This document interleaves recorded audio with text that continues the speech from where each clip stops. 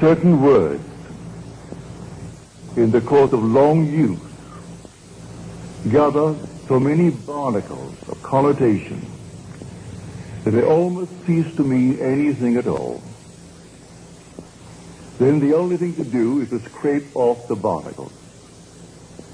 Such a word is pure, or pure in heart, for they shall see God. When you read it with the present meaning that was attached to the word, you wonder which is the more difficult. The condition imposed upon man to see God or seeing God. And that is not the meaning of the word pure. The Greek word katharos, translated pure, means clear, open, free, unlimited. It is used for a tract of land that has been cleared of trees, therefore free, unobstructed, and, well, unlimited. Blessed are they whose mental horizon has been so purged, so cleared of the trees of traditional wrong thinking, that they know that God is all and all is God. They are now free from the tyranny of second causes. You do not have to work upon yourself to become pure, to see God. In other words, a pure heart is the consequence, not the condition of seeing God. The moment you see God, your heart is purified of all secondary causes. And you can turn to the left or the right or to anything in this world, for you've found the only source of the phenomena of life. Now, the word see, for this is taken from the Greek. The words see and to know are the same word in Greek. Here we are told that if I am pure in heart, and only if I am pure in heart, I will see God. And yet in the same Gospels, I am told that no one has ever seen God. The only Son, who is in the bosom of the Father, he has made him known. Then I am told, no one knows the Son except the Father. And no one knows the Father except the Son, and anyone to whom the Son chooses to reveal him. You can take the words see and know, and they're interchangeable. No one has ever seen God. No one knows God. But the Son, who is in the bosom of the Father, he has made him known. I can tell you the thrill and the shock in store for you when you are revealed as God. I could tell you from now to the ends of time, and I cannot persuade you to the point of real conviction. It takes the Son to convince you. And when the Son stands before you, everything is done. At that moment, you for the first time know God. And you see him only by knowing him, because to see and to know are the same in Greek. Now you really know who God is when he stands before you, and even before he calls you Father. You have no doubt in your mind as to who he is and what you're looking at. You know your Son. At that very moment, you know God, and not before. You might have heard it, you might have read it, but you are not persuaded to the point of real inner conviction until you know it in this manner. So no one knows who the Son is except the Father. And no one knows who the Father is except the Son. And anyone to whom the Son chooses to reveal him. And if the Son sets you free, you are free indeed. And only the Son can set you free. And so when he comes, and he will come, let the whole vast world rise in opposition to what I'm telling you. It makes no difference to me whatsoever. I know, I've experienced it. And oh, what a thrill and what a shock when you go to bed perfectly normally as a simple man and have an experience of this nature, and suddenly you are startled. You, your simple little being that you are God. Well, you can't deny it. His Son stood before you, and he had no other father. You are his father. And when you have it, then you and I must be one. And when the whole vast world has it, we must be a unity. We must be that unity spoken of in Scripture as the Elohim. That compound unity, one made up of others. The whole vast world will know God. So that this seeing God, based upon the purity of heart, is not something that you set about to do. I can't conceive of any man in this world actually persuading himself by changing of this and changing of that he is pure of heart. When he's living in the world of Caesar, where everything here dies and things are always in turmoil, that he would actually judge himself emotionally or in any other way, mentally, as pure, as he calls the word pure. But you're instantly free of all obstruction as to secondary causes the minute the Son reveals you as God the Father. So I say it is consequent. It is not the condition of seeing God. And so the minute he stands before you, instantly that whole vast wonderful world of yours is cleared of all obstruction. Now you know what catharsis means. Well, we use the word as a purge in our world. We speak of a cathartic. That's the root of the word. To purge, to open, to set free, to completely leave open a channel so there's no obstruction whatsoever. Not one tree can stand in its way.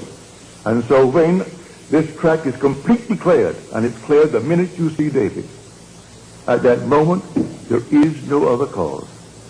And until that moment I turn to this, to that, and to the other, these secondary causes, and lived in a horrible state, for that is the greatest tyranny of the world, the belief in secondary causes.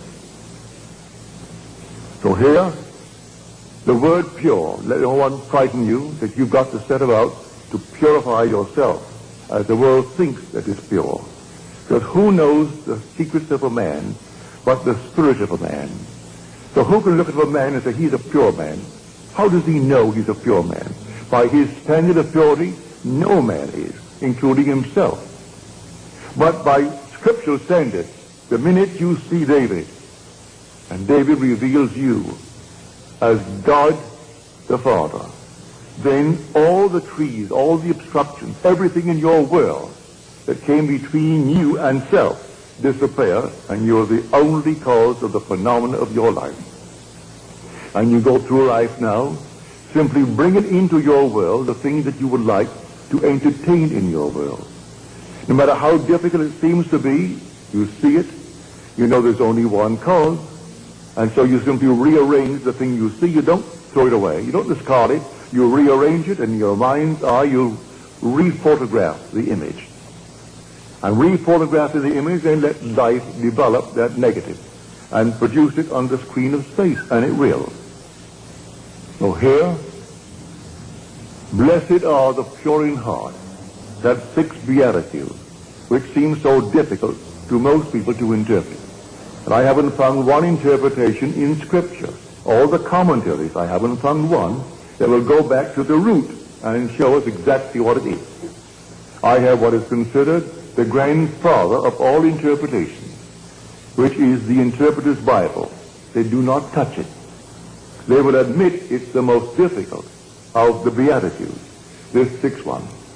But they can't touch it unless you go back to the root, unless you have the actual experience of what it means to actually purify and take all the trees out of man's mind, purify the mind. And it can't be done until he stands before you. And you know, without any doubt, who you really are. When you know who you are, there is no secondary cause, none whatsoever. And then comes the vision. Here my wife gave me a vision 2 months ago. There was no occasion to tell it, but it would fit. She said we were in this fantastic, magnificent, enormous apartment in a palace. And we were the gateway into a new age. But the age in which we were was a police state. And we were constantly being searched, but we were not molested. We were completely free, not one little bit ever happened to us. But this palatial place with a full complement of servants. And while the vision lasted, he seemed to know these people. The servants in the kitchen, the servants in the other areas of the enormous apartment, the butlers, the private secretaries, all seemed to know us, and we knew them. But our position was the gateway into freedom from the place of complete slavery, like behind the Iron Curtain. And when the searchers came, they came, and our guests, we always entertained guests for dinner, not more than 6. Therefore, they made 8 of us, she and I, and the 6 who came as our guests. And I would explain to them the way of escape. I would tell them the one and only way into freedom. But strangely enough, as I was telling them about the way into freedom, they were already simultaneously at that moment, I am telling them, and they were already at their destination. See, it was the strangest experience here. You're explaining to them the way of salvation, the way of freedom. And yet at that moment, they were already, although physically present before us, they were already at their destination. And when these people came to investigate all the searches, they simply left and went to their quarters, their rooms, behind these panel doors and these tapestries. And they never touched us, but they came and they never found anyone. No one could ever touch anyone who came to us. And strangely enough, she said, as it all took place so naturally, I knew that it was all organized and actually directed from above. That we were the gateway explaining the way. But from above, everything was organized, and there it was directed. So anyone who came to us for the escape were brought to us by those who directed the whole thing from above. Here is a true picture. No one comes unto me save my Father calls him. So I and my Father are one. But that depth of my own being does not let the conscious surface mind know who he is calling and when he is calling. Rarely would he let me know that this one is coming, and he comes in a month, he comes sometimes in a year. But they will tell when to expect him. But normally I am not advised as to when, but the one who speaks is always my own being, is from the depth of my own soul, who is telling me. And he will come, or she will come, or they will come. And sometimes they are even late in the coming. But the Father is not wrong, because man still is free not to come. In my own case, when a friend of mine who was just 1 year short of graduating from Fordham University as a Catholic priest, he inherited $2 million and proceeded to lose the entire thing in 1 year on Wall Street. All that he saved was some beautiful paintings that his father left him, and an old Packard. It's all packet car. He should have burned the thing up. But when he would sleep on the park bench because he had no money, he paid $10 a month rent at storage for the car to be out of the weather. But he lost his $2 million because he did that. When he told me he met a man that I would enjoy meeting. And this man, he thinks, would like to meet me. He thinks we had much in common. Well, because he told me I wouldn't go near the man, I postponed going near my friend Abdullah for 6 months. And then I ran out of excuses. I had no other excuse to give him. And this Sunday night, I said, all right, Dave, I'll go with you. And so I went with him. I came through the door and took the first chair, and the meeting had just begun. And Abdullah broke the meeting as he started to talk to those who were present. He broke the meeting and he came over to me and called me by name. And he said, Neville, you are late. You are 6 months late. And I said to him, well, I've never seen you before, and I had no appointment to see you, so how could I be 6 months late? He said, the brothers told me you were coming, and to expect you, and that's 6 months ago. Well, it was 6 months ago, and I postponed it and postponed it and postponed it because I had no trust in his judgment of anything that would interest me. Because the man, in my eyes, was a failure, a complete failure, and I judged by appearances. And he tried to get me to come to meet a man that really was very influential in my life. So I know from my own experience when it actually happened to me, when someone is coming into my world, I know, and they too may delay. They may have certain little barriers, little trees to overcome. But the real overcoming of all the trees is when it is revealed to you who you really are. Then all the things that obstructed your view up to that moment, they vanish completely. So that it is not something you've got to make happen in order to see God. Seeing God removes all the trees. Therefore, this so-called pure heart is the consequence, not the condition of seeing God. So when we read in Scripture that no one has ever seen him, only the Son reveals him, it's true. I can see I am. I can see I am's manifestations. I see the necessity of a creative imagination clothing itself in concepts of itself. And I can see myself clothed in concepts of myself. When Scripture speaks of David, this is he, rise and anoint him. And then the Spirit of God came mightily upon David from that day forward. What does it mean? He's clothed with David. But then who is David? You are David. You're doing the will of your Father. He'll put you through all the furnaces of affliction because he cannot give his glory to another. How can I give my glory to another? He can't give it to another. He has to make it you himself. And so he clothed himself with David as he clothed himself with Gideon. He clothed himself with you, and you are doing the will of your Father. So I have found in David, the son of Jesse, which is I am, a man after my own heart who will do all my will. You are doing your Father's will. So everything that you've imagined, you're doing it. And when you look into the world and you don't like what you are seeing, maybe you haven't cleared it yet, because you're not completely cleared of the obstruction until you know God. When you know him, because the Son reveals him, then you know God and you have no obstruction. Until then, there are still secondary causes. And you will say, well, now, he did it, or she did it, or they did it, all the conditions did it. Today we have this, a depression. We have a recession. We have unemployment. And so we turn to all these secondary causes for our present restriction or failure. And it isn't that at all. Someone is ill, and they blame a condition. It's not the thing at all. I can tell you of numberless things that would contradict completely the findings of so-called science today, and blaming this, that, or the other for a certain effect.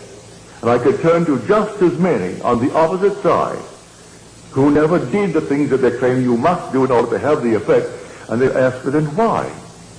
Why does this happen to this crowd who never subjected itself to the test that you have given, and yet they have the same effect? We are emotional filters, and we bear the mark of our prevalent emotions. So what is that prevalent emotion that you and I are entertaining morning, noon, and night? I can entertain the limitation of failure. Or I can even get into a cycle, so that at every season of the year, at a certain season, it could be spring, summer, autumn, winter, where things seem to go down. And year after year, they will go down. No matter what I have in the spring, if the winter is when it goes down, it'll go down if I don't get out of that cycle. And I believe that simply in some tree that is not yet removed, on the other hand, let me encourage you, you can't remove it by taking thought. You can't remove it by working on yourself. You'll remove it that day when David stands before you. And may I tell you, he will stand before you. Every one he will stand before. And when he stands before you, and you know that he is your son, you know who you are. For David is the Son of God. There is no other Son of God, if you read the Scripture correctly. But when you know how to read Scripture, you must see that when these evangelists, Matthew, Mark, Luke, and John, and they're all anonymous names, when they wrote their Gospels, they were not writing biography. They were writing theology. They were not writing secular history. They were writing the history of redemption. It's all the difference in the world. Men not knowing this, they read it as secular history. And they think here is the biography of a man called Jesus.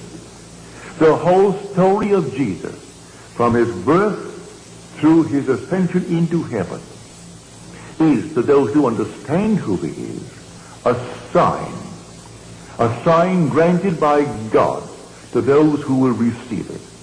But the signs of God's wonderful redemptive activity were not the signs that Israel was expecting. Therefore, they completely rejected it. They would not accept it. When I tell you, this is what it is. You are born from above, and you're born in this manner. And you rise from the grave, and the grave is your own wonderful being. It's your own skull. Then, if you don't believe that because of the trees of false teaching, well, then you'll reject it. I'm telling you the truth. But if you've been conditioned through these traditional wrong thinkings, these trees must then be removed.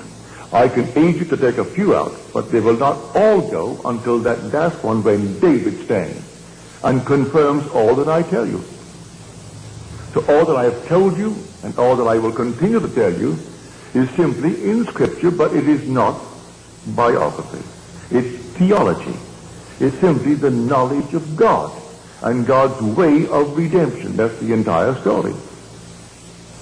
But if I take it as the world takes it, as biography, and simply secular history, well, then I miss the point completely. So, you will see God, and when you see him, you will say within your heart, well, I didn't think myself qualified. For you don't feel any change. You're so capable of a violent act the very next day, if someone should injure the one you love. If someone this very night injured my daughter, or my wife, or those that I love, I am quite capable of the most violent act, and yet I am free of these trees of traditional wrong thinking. And that means I am pure in heart. But I make no claim to the purity based upon man's concept of purity. Has nothing to do with any purity as the world thinks it. He turned to the harlot and says, let the one who has no sin, let him cast the first stone. And from the oldest to the youngest, they all left, because none felt within themselves good enough to cast the stone. Because he interpreted the entire story as a psychological story. That if you lust after a person, well, the act has already been committed. You may restrain the impulse, but he tells you that isn't good enough. But then who on the earth could stand before me and tell me he's never had the impulse? Unless he was castrated at the time he was born, and then he doesn't even know, so he could restrain nothing. He has nothing to restrain. If he was removed at birth from the possibility of lusting, but if he was not removed at birth from that possibility, let you stand before me and tell me that he has never lusted. And I will say, well, you're a liar. As far as I'm concerned, you're a liar, whether you be male or female. And so that you've never had the impulse to get even. Don't tell me you haven't. Don't tell me you haven't had the impulse and still are capable of the impulse to hurt if someone should hurt the one you love more than you love your own self. And yet, you are pure in heart the day you see David. For the minute you see him, you know the whole vast world has collapsed as far as you are concerned. The whole thing has collapsed. And now you no longer can turn to this, that, and the other and blame it or praise it for anything that's happening in your world. You are simply within yourself. You are God himself. You are the God creating good, bad, and indifferent in your world. A friend of mine in the audience tonight, he said, I had this vivid dream. My wife and I, and here we are, and the world is coming to an end. The whole thing is coming to an end. It began to shake. A wind, the unearthly wind came up, and then the rain like a flood, and then the earth is shaking. And I said to myself, well, the earth has gone out of orbit. I wasn't afraid of death, and my wife, she wasn't afraid of death. But I thought the whole thing was simply coming apart and coming to an end. That's a wonderful adumbration. Read it in the 13th chapter of Mark. Read it in Matthew. You see these buildings? Not one stone will be left standing upon the other, but it will be turned down. That's when the Son of Man is coming. That's the end of the age. Well, in your case, you had a most wonderful adumbration. And you're not given these adumbrations when you're far removed from the actual event. And this thing happens to you, be watchful. It's coming. This is simply a foreshadowing in a not altogether a conclusive way, no, the way you saw it. But when it happens, when the whole thing collapses, and the ideas by which you lived in the past, you no longer can live by them. You just can't live by them. Nothing external, the whole thing is internal. The whole drama of life is a psychological drama. And now you know it. So your vision is perfectly marvelous, perfectly wonderful. Others are finding themselves interwoven in their lives. 2 and 3 and 4 together, all interwoven as though this thing has been going on over and over again. It has been going on. Before the world was, we were one, and yet individualized. We were brothers, greatly in love, a love beyond the wildest dream of man. And we deliberately and purposely came down into this world of horror for a purpose. And as the poet says, when we are so curious about why are we here, he said, be patient. Our playwright will show in some 5th act what this wild drama means. So here we have it in 4 acts, like the 4 corners of the universe. Wait, be patient. In some 5th act, he's going to show what the wild drama means. And it will be beyond the wildest dream of man, the glory that comes out of the horror to which we go here. We must pass through it. You and I agreed to dream in concert, and we haven't violated that pledge. We still dream in concert. So we can share the same room, share the same events, see them a little bit differently because through different eyes, but the same event. You see it just a little shade differently. So when you read Scripture, don't take anything for granted. For this simple little statement, I have heard so many ministers from the pulpit take that 6th beatitude and they made, the strangest thing out of it. They frightened the people to death. But they went through that door after the service and they wondered how on earth would I ever see God. For they knew in the depths of their soul, if they had to be pure, as he pointed out what you had to be, well then you could never see God. But you'll never see him, say you see him through the sun. Because you are spirit. You don't look into the mirror and see God. You see him in his Son. Thou art my Son. Today I have begotten thee. And as you're told, if scholars are not convinced that the 2nd Psalm is that of David, but read the 4th chapter of the book of Acts. And you say, O sovereign Lord, creator of the heavens and the earth and the seas and all therein, who by the mouth of our father David, thy son, did say, then he quotes the second psalm. If you want any confirmation as to who actually wrote that second psalm, read the 4th chapter of the book of Acts, which is written by the author of the book of Luke. And in the book of Luke, you read the words in the 20th chapter. Why did David in the Spirit call him Lord? If David thus calls him Lord, how can he be David's son? For in calling him Lord, he confessed he was his father, not his son. And now this is written by the Son, as told us in the 4th chapter of Acts, and first revealed in the 2nd chapter of the book of Psalms. And I will tell of the decree of the Lord. He said unto me, thou art my son. Today I have begotten thee. So here the drama is really in you. The whole drama is in every individual in this world. And it simply only unfolds in man. And when it unfolds in man, what in this world is worth more than the unfolding of the drama in you? If you own the whole vast world, you wouldn't leave it. For this would all vanish anyway. So what does it matter if you own the whole thing? But one thing they can't take from you is the being that you really are. That essential being is God. But if you don't know it, well then it's like a fabulous fortune of which you are totally unaware. Therefore it is non-existent. It means nothing to you if you're totally unaware of it. But when you are aware through the Son that you are God the Father, then you are set free.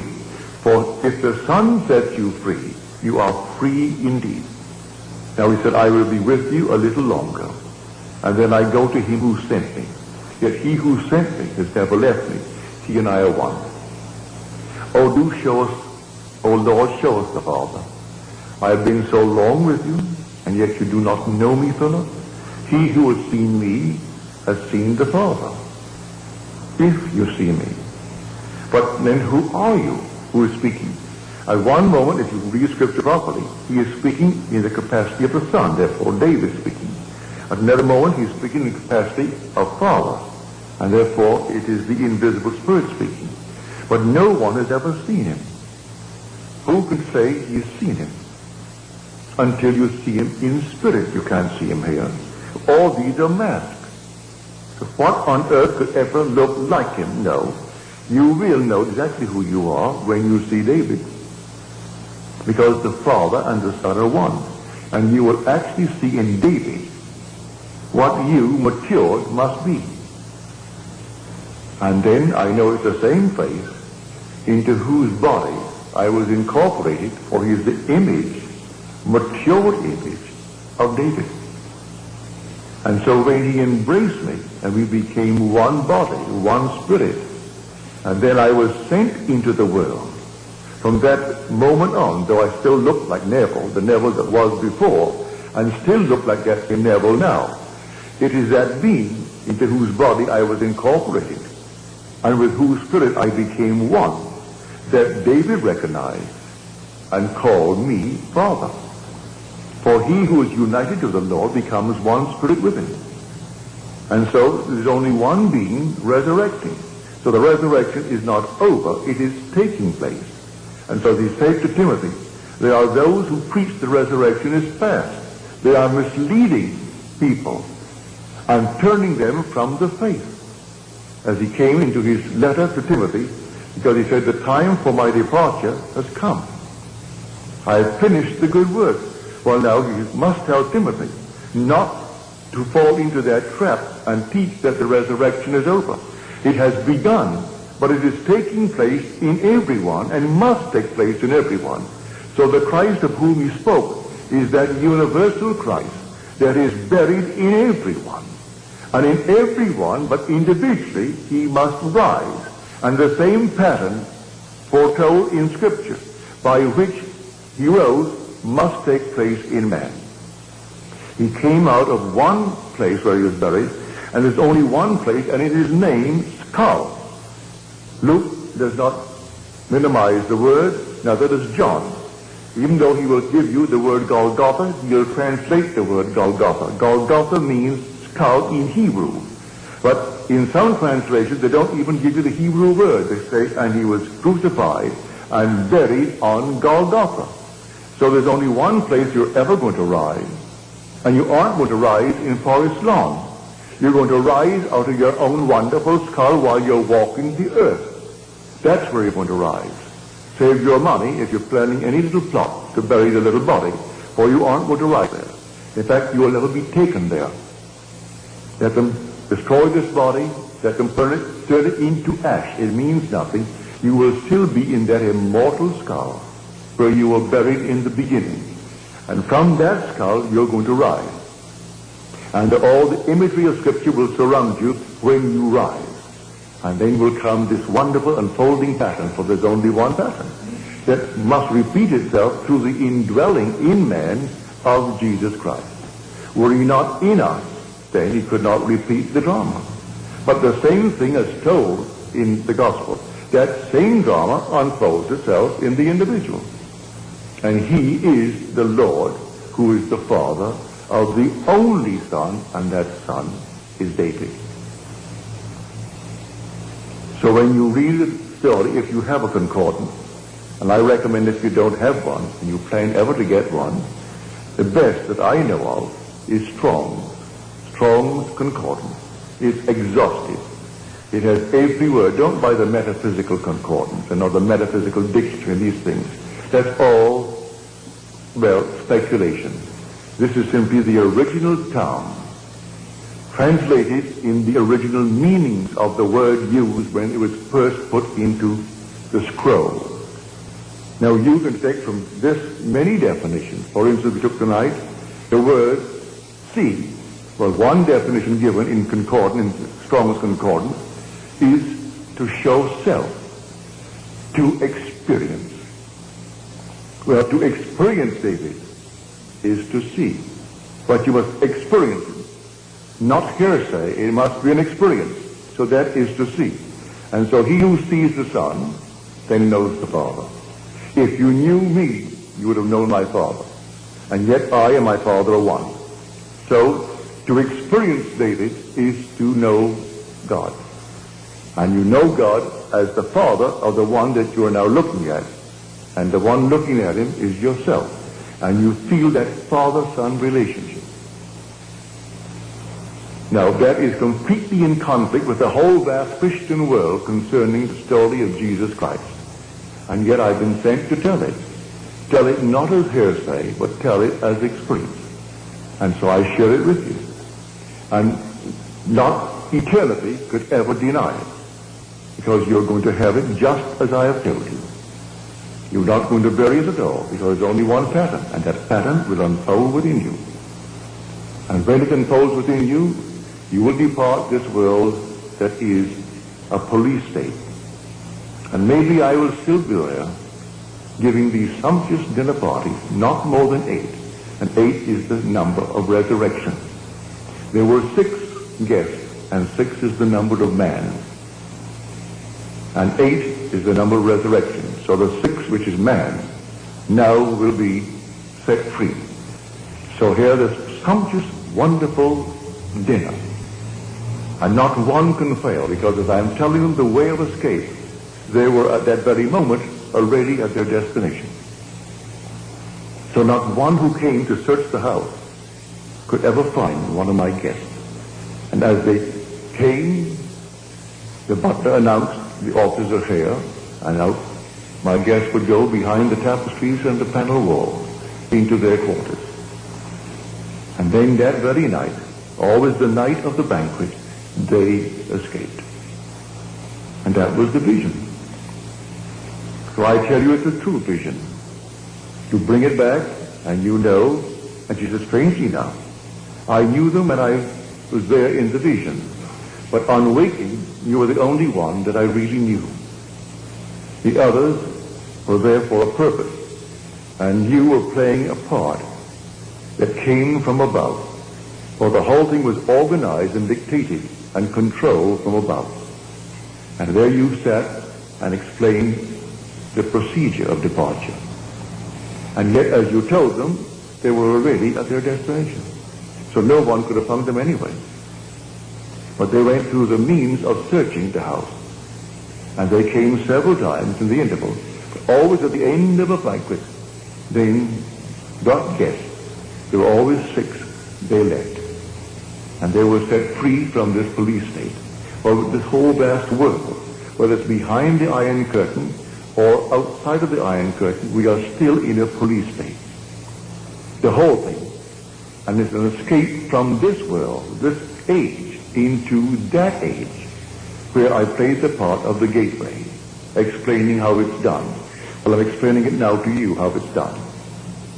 You are here dreaming the dream of life. And the day will come, and come suddenly, like a thief in the night, no warning. You will have adumbrations, like my friend, with the world coming to an end, and the whole thing is taking place around him. You will have an adumbration like that, or something similar. But the actual thing, when it does happen, will take place all within your skull. And a vibration that you think, or you will interpret it to be final. You wonder how you could ever survive what is taking place now. And then, instead of dying, you awake for the first time that you can ever remember, a true awakening. And you awake to find that you really are in Golgotha. And that's where you are. And then you know at that moment what is taking place.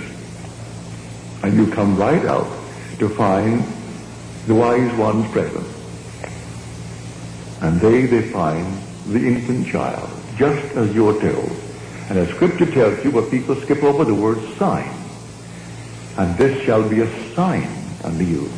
But you go to church this coming Christmas, and they'll have the little sign, but they don't call it a sign. They call that the fact. And people will bow before the little child. The child is only the sign of your redemption. You were the one who awoke. You were the one who were born from above. And you are the one of whom the evangelist wrote. That Christ in you is the one of whom they speak. And the whole thing is told there, you experience. And the whole story is your story. But as you read it, and as it's interpreted by those who talk from the pulpit, you will never know it. And they wonder why they are still so confused today. It will go on and on and on until actually man comes to the truth of it all. And he comes to it from within himself. So to go back, if you have the concordance, don't take anything for granted. Just simply turn to the word, look it up. You need not know one word of Greek or one word of Hebrew. It gives you a number. You look up the number. If it is in the Old Testament, you look up the section under the Old Testament for definition. If it is in the New, you turn to the Greek, and you look it up under the Greek. And it takes the number. It will show you the Greek word and the pronunciation of the word. But you need not bother with that. Look up the number, then take the definition as given you, not in Greek. It defines it in your own tongue, in English. And you will see how many definitions of the one simple word are there, and why they chose the one that they did.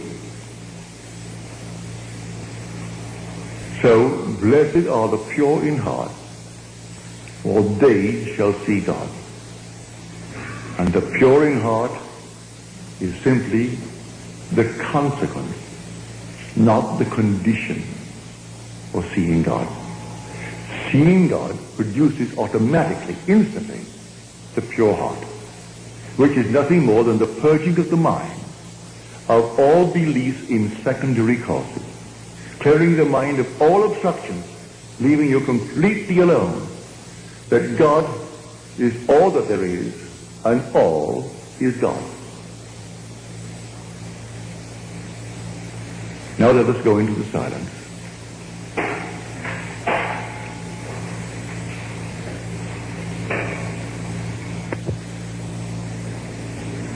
Another friend who was here tonight, she said she heard a voice, didn't see anyone, saw nothing, just the voice. The voice said to her, you will be called and sent, and you will not return. You will be sent in twos. Well, that's Scripture. You will be sent while you're here. You have a long time here. But you will not return, not only here, but return to this age, whether it's beyond the so-called grave or not. You will not return to this world, terrestrial world. But you'll be saints and pairs, well, you're told that in Scripture. And they came back, the 70, but they're all sent out in twos.